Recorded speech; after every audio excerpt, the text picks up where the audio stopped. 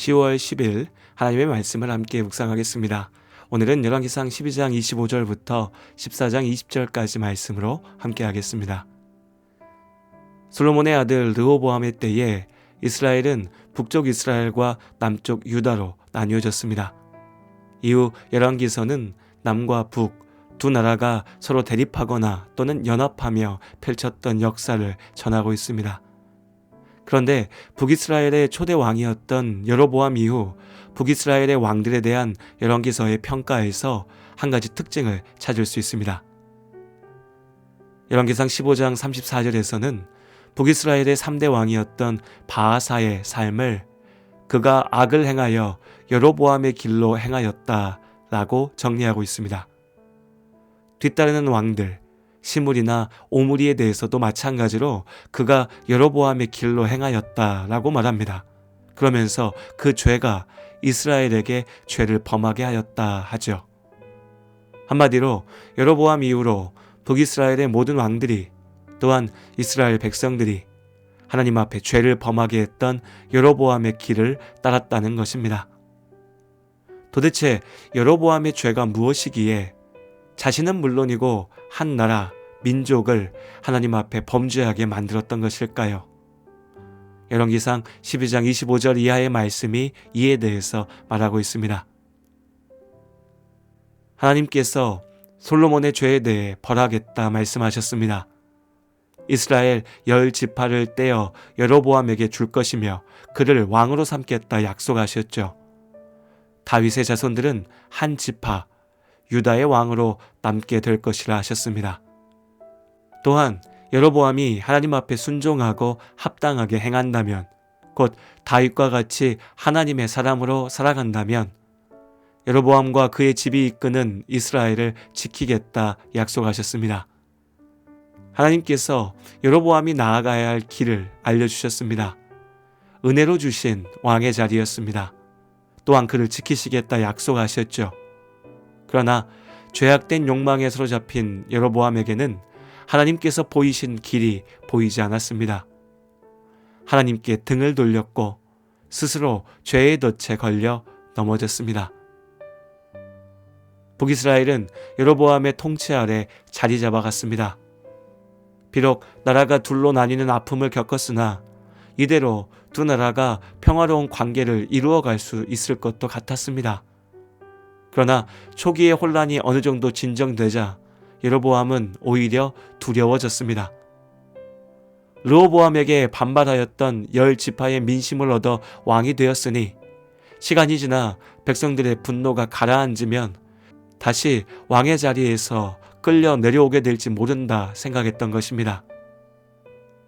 하나님께서 은혜로 주신 왕의 자리이니 하나님이 내려오라 하신다면 그저 순종하면 될 일입니다. 그러나 내 힘으로 얻어낸 자리라 생각했기에 그는 결코 빼앗길 수 없었습니다. 하물며 하나님께서는 여로보암의 집을 지키겠다 약속하셨습니다. 왕의 자리가 흔들리지 않을 것이라 말씀하셨죠. 그러나 여로보암은 하나님의 약속을 믿지 못했기에 불안했습니다. 나라가 둘로 나뉘어졌다고는 하지만 두 나라 사이의 이동이 완전히 막힌 것은 아니었습니다. 여전히 이스라엘 백성들은 하나님께 제사드리기 위해 예루살렘 성전을 찾았었죠.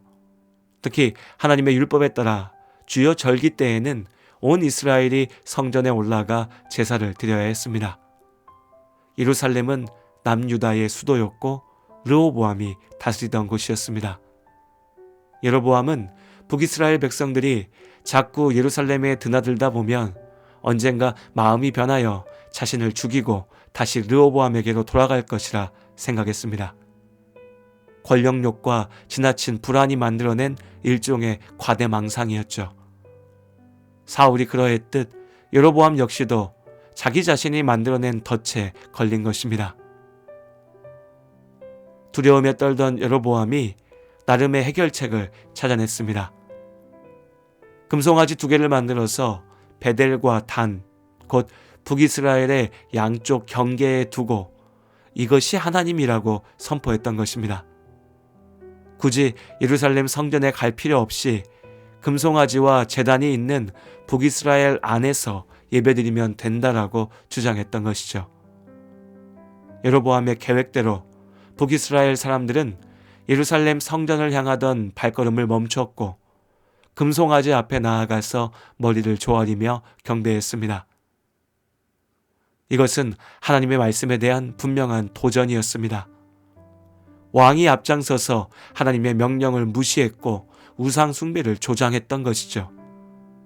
여기서 그치지 않았습니다. 여기저기에 성전을 대신할 산당을 지었고 여로보암의 입맛에 맞는 사람들을 제사장으로 세웠습니다. 자기 마음대로 절기를 새로 정하기도 하였죠.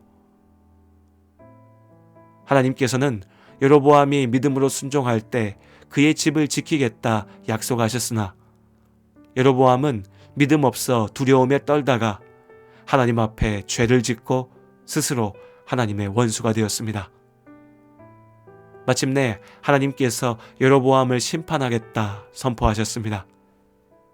말씀하신 대로 여로보암의 아들 나답의 때에 반란이 일어나 여로보암 왕조는 이대 만에 망하였고 여로보암의 온 집의 모든 사람이 죽게 되었습니다. 이후로 북이스라엘의 왕들이 여럿 바뀌었으나 그들 모두가 여로보암과 다를 바 없었습니다. 사람의 힘으로 권력을 지키는 것에만 몰두하였고 하나님 앞에 죄 짓는 것을 가볍게 생각했습니다. 결국 북이스라엘이 아수르에게 멸망당하게 되고 북이스라엘 모든 사람들은 더 이상 이스라엘, 하나님의 백성으로 남지 못하고 역사 속에서 사라져버리게 됩니다. 정답을 알고 치르는 시험을 망칠 수 있을까요? 이미 답을 알고 있으니 누구라도 좋은 점수를 얻는 것이 당연할 것 같습니다. 그러나 인간의 죄악된 본성은 당연한 일을 당연하게 행하지 못하도록 가로막습니다. 사람답게 사는 삶, 건강하게 사는 삶, 행복하게 사는 삶. 우리는 이미 답을 알고 있습니다. 그러나 그 정답은 뻔하고 지루하며 답답하고 귀찮게만 여겨집니다. 그러니 내 멋대로 하려 하죠. 그렇게 스스로 실패하는 것입니다. 사울도 여로보암도 하나님의 은혜를 잊었습니다. 하나님의 약속을 믿지 못하였고 욕심을 쫓아 살려 했죠. 결국 끝없는 목마름으로 고통받았고 왕의 자리에 앉아 있으면서도 매일이 불안과 두려움의 연속이었습니다. 마침내는 아무것도 얻지 못하고 비참한 최후를 맞게 되었습니다. 하나님 없는 삶의 마지막이 그렇습니다. 하나님께서는 우리에게도 인생의 답을 이미 알게 하셨습니다. 다만 믿음이 없어서 순종하지 못하고 스스로 무너지는 어리석음을 반복하지 말아야 합니다. 오직 믿음으로 우리는 오늘을 삽니다. 주님, 제 마음이 너무 둔해서 주님을 볼 수 없습니다. 이 땅에 속하여 이 땅만 보다가 주님 손을 놓쳤습니다. 나는 나그네로 왔는데 왜 주저앉게 되었나. 나는 청지기인데 언제부터 내 삶의 주인이 되어버렸나.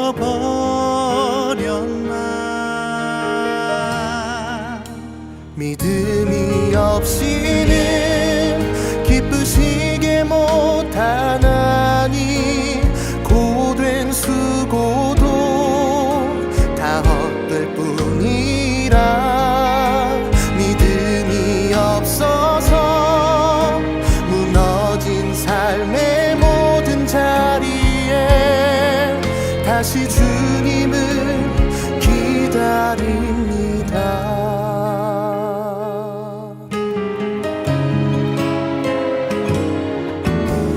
주님,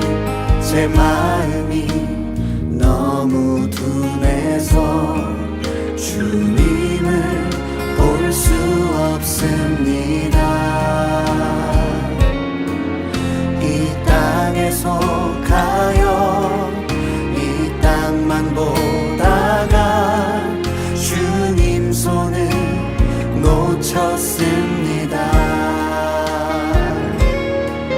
나는 나그네로 왔는데 왜 주저앉게 되었나.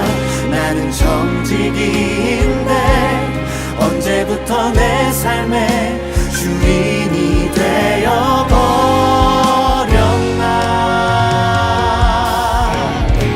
믿음이 없이는 기쁘시게 못하나니 고된 수고도 다 헛될 뿐이라. 믿음이 없어서 무너진 삶의 모든 자리에 다시 주님을 기다립니다. 믿음이 없이는 기쁘시게 못하나니 주를 찾는 자 반드시 만나리. 믿음이 없어서 무너진 삶의 모든 자리에 다시 주님을 기다립니다. 다시 주님을 기다립니다.